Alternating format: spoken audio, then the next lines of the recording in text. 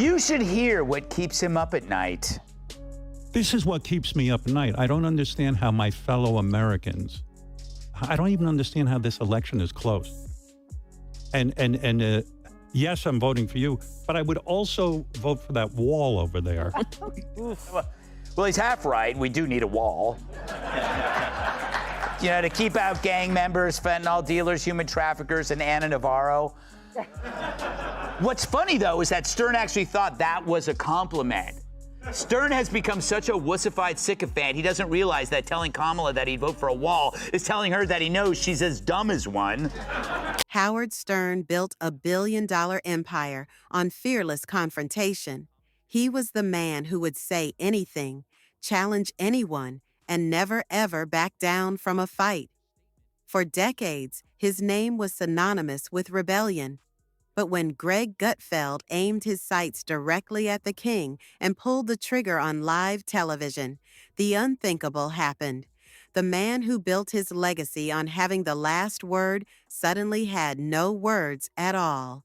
The king of all media went radio silent, and that silence was more damning than any insult he could have ever received. What happens when the ultimate provocateur gets provoked and completely folds? But that's how Stern can call snacking with celebs at a fancy restaurant exhausting. Exhausting. Like he finished the overnight shift in a coal mine. Or hearing Kat talk about her pets. Fair. But I get it, life is tough, especially when you've been cut off from the world for 2 years in a $20 million beach house. I mean, you have no idea how tiring it is walking all the way from the wine cellar to the tennis court and back. But it is incredibly brave to take this stance after you've made $300, $400 million not being woke, right? Loving Donald Trump, exploiting the mentally ill, wearing blackface. Look at the crop of woke comments, whether it's Stern or Jimmy Kimmel, his BFF, Sarah Silverman, Joy Behar, Michael Ian Black. What do they all have in common? They wore blackface. And then they went woke. It's not a chicken or egg thing there. You know what order it came. So I call this BFR. It's blackface reparations. There's nothing in Stern's previous career that could withstand this modern witch hunt that he now embraces. So this is a form of restitution. Maybe he says, you know, if I'm woke too, the crocodile will eat me last. But they always do eat. But I get it. He flipped from populist to elitist because now he's with elitists. Before the internet minted a new influencer every 6 seconds, there was Howard Stern. He wasn't just a shock jock. He was a cultural phenomenon, a one-man demolition crew aimed squarely at the establishment. He battled the FCC and won. He eviscerated celebrities, politicians, and hypocrites of every stripe with a brutal honesty that was both thrilling and terrifying. Stern was the voice for everyone who felt like an outsider, a misfit, or was just plain fed up. He wasn't just hosting a show. He was leading a revolution from a soundproof room, and his power was absolute. But somewhere along the line, the revolutionary who stormed the castle decided he liked the view from the throne a little too much. And that's when the cracks started to show. I will say this, Dagan. I thank God for Howard Stern because he does make me feel normal by comparison. Because I'm like the Fox recluse. I don't do anything. I don't go anywhere. But he makes me look like, you know, Pete Davidson on a... Yeah, he's a germaphobe. Like, his wife rescues cats. That's her job, apparently, her thing. But you can get toxoplasmosis. That's true. Cryptosporidiosis. AIDS. And no, you can't. No, but you can't get. No, you can't. But you can get. I mean, what are the chances I get that again? Like, on his radio show, Howard Stern defended wokeism, saying it's a compliment when someone calls him woke. Listen.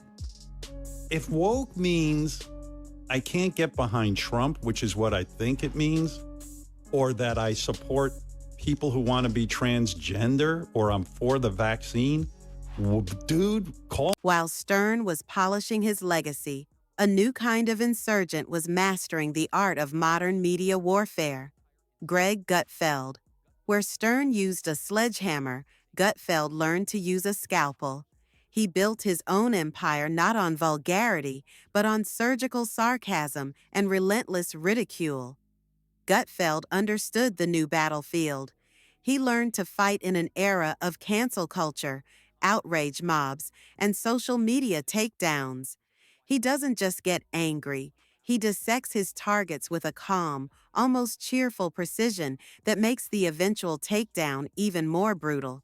He represents a new kind of rebellion, one that's slick, witty, and perfectly packaged for a viral world. And for years, he'd been watching the king of all media, noticing a glaring, vulnerable flaw in his armor. But Stern being holed up in his house that long, it explains a lot of things, like how you forget how other people live, especially in hard times like a pandemic. For the longest time, 2 years in fact, the same time Stern's been AWOL, I wondered where he went. Not physically, but mentally. I bet you did too. Remember his screeds about COVID? They were epic and angry, and not to mention wrong. When are we going to stop putting up with the idiots in this country and just say, it's mandatory to get vaccinated? F them, f their freedom. I want my freedom to. The transformation was as puzzling as it was dramatic. The Howard Stern who once championed the common man had morphed into a reclusive, germophobic elitist, broadcasting from a $20 million beach house, terrified of the outside world. The man who built a career tearing down phoniness was now photographed at chic New York restaurants with the very A-listers he once would have mocked. Jimmy Kimmel, Jennifer Aniston, John Hamm. He had become one of them. The most shocking proof came during his interview with Kamala Harris. Stern, the master of the uncomfortable question, became a breathless fanboy. He told Harris her candidacy was too important to joke about. This from the man who once made jokes so tasteless, they became legendary. He had gone from the world's most dangerous interviewer to a court jester, desperate for a pat on the head from the royal family. This wasn't just a change in style. It was a complete abandonment of the very principles that made him a legend. And Gutfeld was about to put that hypocrisy on trial for the world to see. Even when I watch them on Saturday Night Live with the where they have Maya Rudolph playing you, I hate it. I don't want you being made fun of. Oh my God. There's too much at stake. I believe the entire future of this country right now, I mean, as America, land of the free, home of the brave, I think it's literally on the line. So a guy who's supposed to be funny for a living now claims her candidacy is too important to joke about. This is a guy who once joked right after the Columbine massacre that the killers should have raped the students before killing them. Not that I like that Stern, but this pendulum swing from saying the most tasteless thing in the universe to putting your balls in a Tic Tac container. You gotta wonder what's going on here. It's striking that the king of the most misogynistic humor ever now turns into a breathless over a progressive, hopelessly shallow candidate. The attack, when it came, wasn't a loud, angry rant. It was far more devastating. On his show, Gutfeld calmly and methodically dismantled Stern's new persona piece by piece. He didn't just call him a sellout. He offered a motive so controversial and compelling, it was impossible to ignore. Gutfeld floated his blackface reparations theory. He pointed out that Stern, along with a crop of other now woke comedians like Jimmy Kimmel and Sarah Silverman, had a history of wearing blackface in sketches. Gutfeld's theory was simple. Stern's newfound progressive zeal wasn't a genuine change of heart. It was a calculated act of self-preservation, a desperate attempt to pay penance to the woke mob, hoping that if he became their biggest cheerleader, they would spare him from cancellation over his past. Gutfeld framed him as a man terrified of his own history, running from the very rebelliousness that made him famous. The critique was sharp, cold, and utterly brutal. But the most shocking part of the story wasn't what Gutfeld said. It was what Stern didn't say.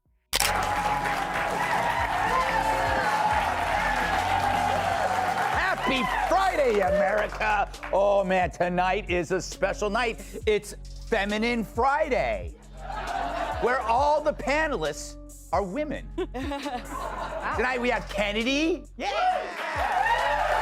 David McDowell. him. And Janine Garofalo.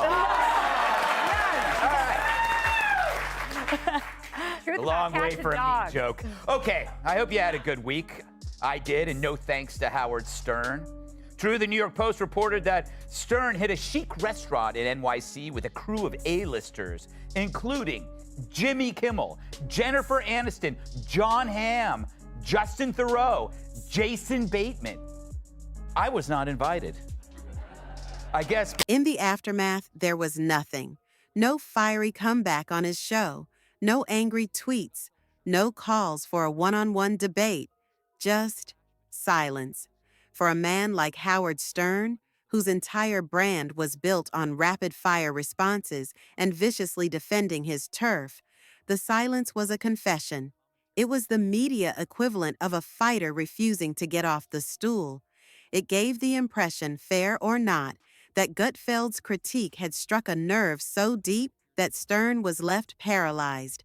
He had been so perfectly exposed, so accurately deconstructed, that there was simply no defense.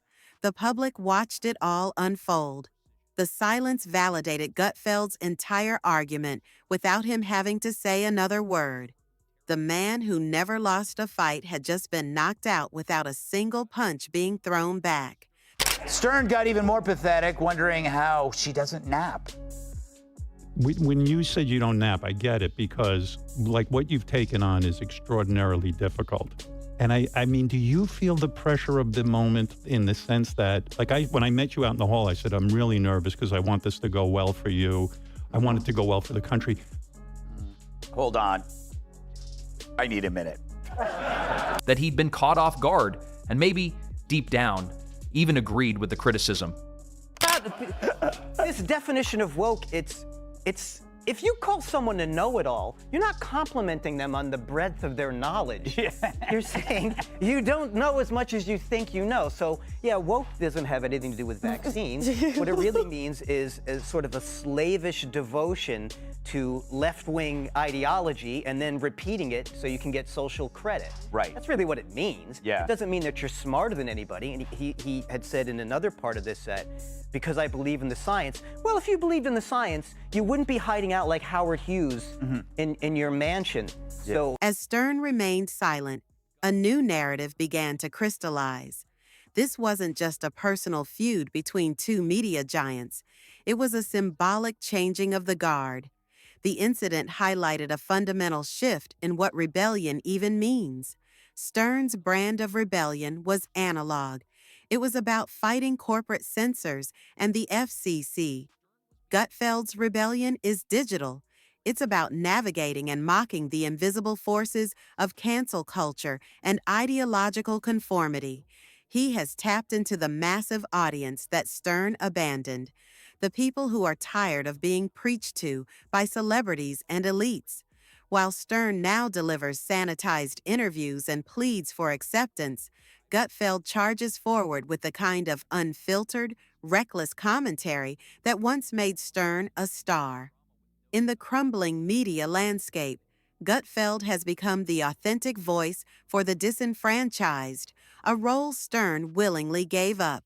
Always hate that argument like, what happened to the old Stern, or what people have changed. That's not what this is about. It's a weird disconnect.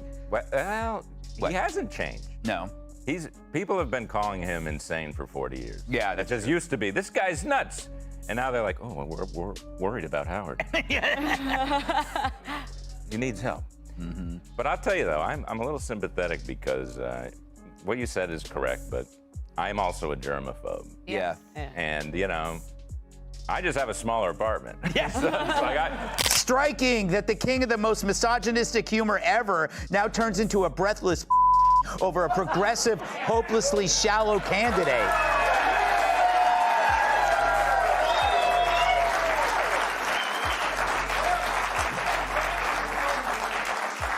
But maybe that's the explanation.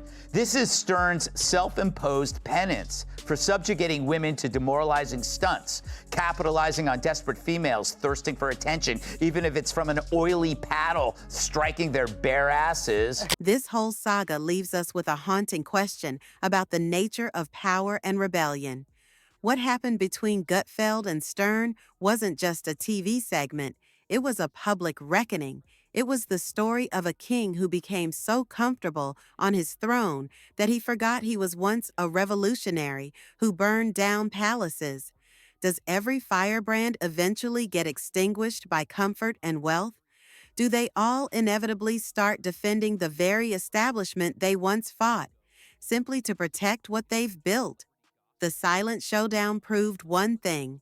The once unquestioned king of all media had been dethroned, not by a rival network or a government agency, but by a court jester who held up a mirror and showed him what he had become. And for the first time in his career, Howard Stern was left speechless.